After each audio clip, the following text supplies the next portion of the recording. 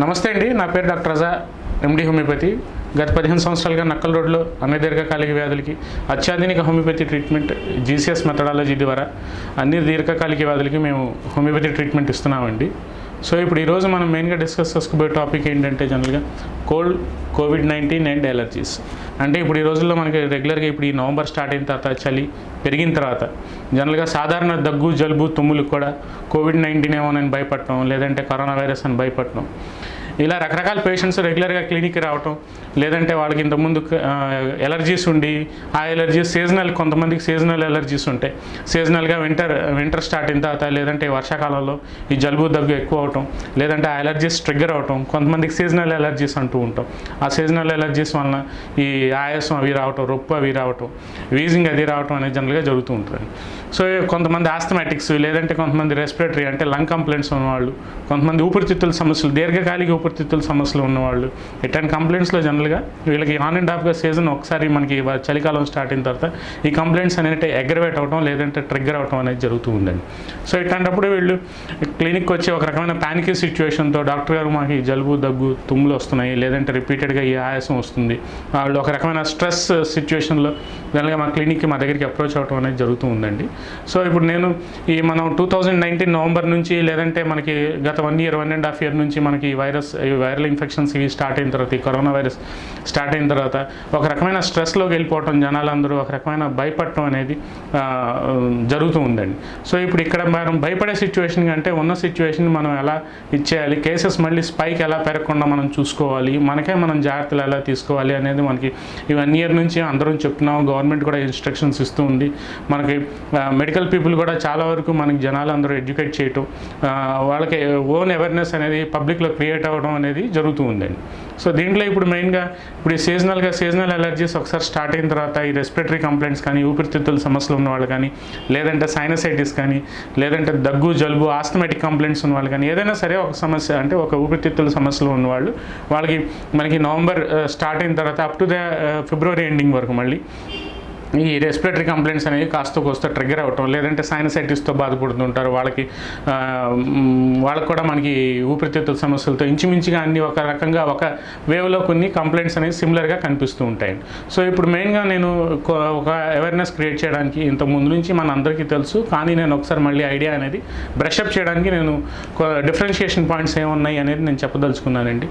So ఇక్కడ మనకి difference between COVID-19 and allergies.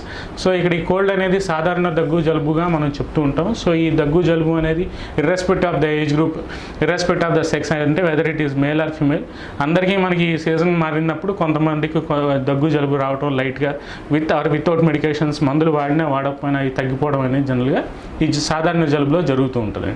So ఈ ఎలర్జీస్ అనగానే ఈ ఎలర్జీస్ కూడా ఏంటంటే సాధారణంగా సీజనల్ ఎలర్జీస్ కానీ, లేదంటే ఫుడ్ ఎలర్జీస్ కానీ. ఎలర్జీ అంటే ఏమిటి? ఎలర్జీ అంటే మెయిన్గా exaggerated hyper sensitivity reaction of the body. ఏదైనా ఒక ఫారిన్ బాడీ సబ్స్టెన్స్ అనేది మనకి బాడీలో మనకి ట్రిగ్గర్ అయిన తర్వాత, అంటే అది ఎగ్జాగరేట్ అయిన తర్వాత దానికి మనకి కనిపించే హైపర్ సెన్సిటివిటీ రియాక్షన్లో మన ఇమ్యూనిటీ రియాక్ట్ అయ్యేదాన్ని మనం జనరల్గా ఎలర్జీ అని చెప్తూ ఉంటామండి. సో దీన్ని మనం ఇప్పుడు ఈ కోవిడ్-19 అండ్ ఎలర్జీస్ని మనం ఎలా డిఫరెన్షియేట్ చేయాలి? మన హోమియోపతిలో మనం ఈ కోల్డ్ని, సాధారణ జలుబు, దగ్గు, తుమ్ముల్ని మరియు ఎలర్జీస్కి మనం ఎట్లా ట్రీట్మెంట్ ఇస్తున్నాం, ఒకవేళ సిమ్టమ్స్ ఏమన్నా మనకు కనిపిస్తే మనం ఎలా మన బాడీలో మన ఇమ్యూనిటీని ఎలా పెంచుకోవాలి అనేది నేను చెప్పదలుచుకున్నాను. సో దీంట్లో మనకి సాధారణ జలుబు, దగ్గు, కోవిడ్-19 అండ్ ఎలర్జీస్ అనేది డిఫరెన్షియేటింగ్ పాయింట్స్, 10 పాయింట్స్ నేను ఈ వీడియోలో నేను చెప్పదలుచుకున్నాను. సో జనరల్గా ఈ మూడింటికి మనకు కామన్గా ఉండే పాయింట్స్ ఏంటంటే బాడీ పెయిన్స్, అంటే ఒళ్ళు నొప్పులు, చిల్స్, జలుబు బాగా ఒళ్ళంతా షివరింగ్గా రావటం, దాంతోపాటు ఫీవర్ ప్లస్ హెడేక్. ఈ కామన్గా మనకి ఏదైనా సరే మనకి కోల్డ్లో కానీ, కోవిడ్-19లో కానీ, ఎలర్జీస్లో కానీ సరిసమానంగా మనకు కనిపిస్తూ ఉంటాయి.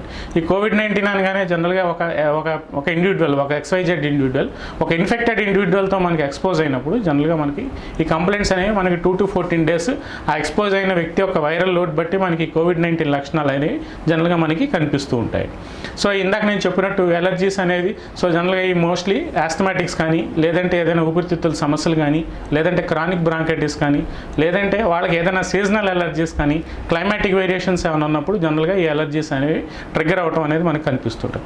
ఈ కోల్డ్ అనేది ఇర్రెస్పెక్ట్ ఆఫ్ ద ఏజ్ గ్రూప్, అంటే అంటే చిన్నపిల్లల కాడ నుంచి up to the extent of old aged people, అంటే పెద్ద వయసు వాళ్ళ వరకు ఏదైనా ఒక సీజన్ అనేది మారినప్పుడు, ఒక క్లైమేట్ అంటే మనకి suppose summer to rainy season, లేదంటే రైనీ సీజన్ నుంచి వింటర్ సీజన్ ఈ క్లైమేట్ అనేది మారినప్పుడు జనరల్గా మనకి ఈ కోల్డ్ అనేది మనకి కనిపిస్తూ ఉంటుంది.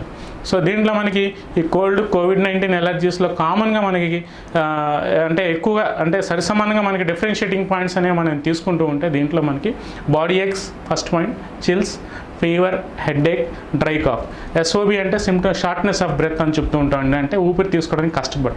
దాంతోపాటు loss of smell, sore throat, sneezing, running nose and nasal congestion అంటే ముక్కు దిబ్బడ అని చెప్తూ ఉంటాం.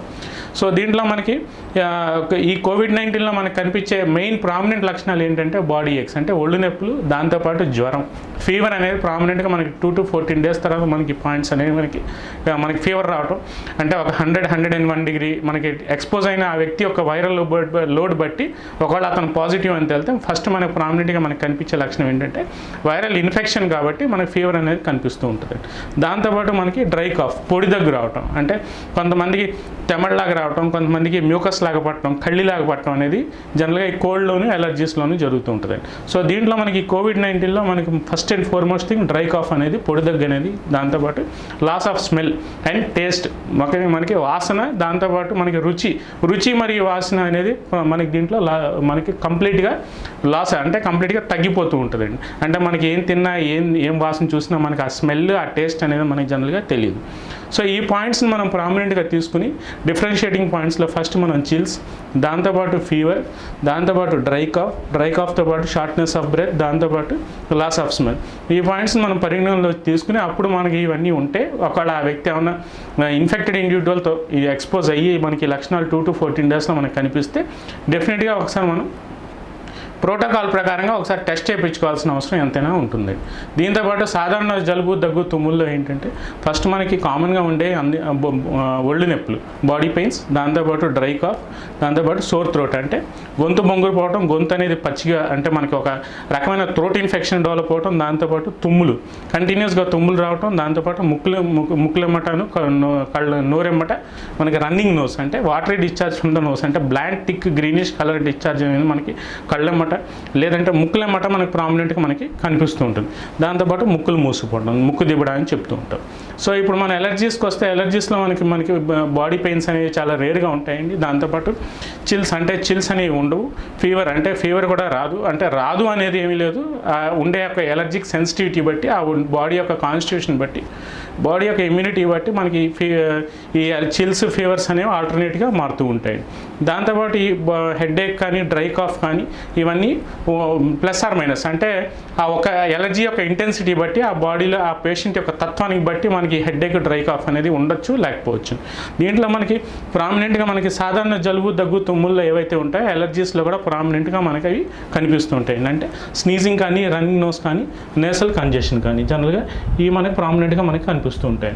సో దీంతో మనం ఈ డిఫరెన్షియేటింగ్ పాయింట్స్ తీసుకుని మనకి కోవిడ్-19 అని కానీ, లేదంటే సాధారణ జలుబు, దగ్గు అని కానీ ప్యానిక్ అయిపోవటం, లేదంటే సాధారణ జలుబు, దగ్గు బాధపడుతున్న ఇండివిజువల్, లేదంటే ఆస్థమాటిక్ ఊపిరితిత్తుల సమస్యలు ఉన్నవాళ్ళు రెగ్యులర్గా క్లినిక్ వచ్చి మాకు జనరల్గా నాకు ఏదైనా కరోనా ఇన్ఫెక్షన్ వచ్చిందా, లేదంటే మాకు ఏమైనా కోవిడ్-19 ఇన్ఫెక్షన్ ఏమైనా వచ్చిందా అని భయపడటం, లేదంటే వాళ్ళు కొంతమంది టెస్టులకు కూడా వెళ్ళట్లేదు, టెస్టులు చేయించుకోవడానికి కూడా కొంతమంది అంటే ఇప్పుడంటే అవేర్నెస్ వచ్చింది. ఇప్పుడు ఎట్ ప్రజెంట్ సిచ్యువేషన్లో మనకి గవర్నమెంట్ క్రియేట్ చేసిన అవేర్నెస్ కానీ, మనకి ఉన్న డాక్టర్స్ మనకి ఎడ్యుకేట్ అంటే కామన్ పబ్లిక్ ఎడ్యుకేట్ చేయడం వల్ల కానీ, so many of the people are going for test if they have some suspected case of infection.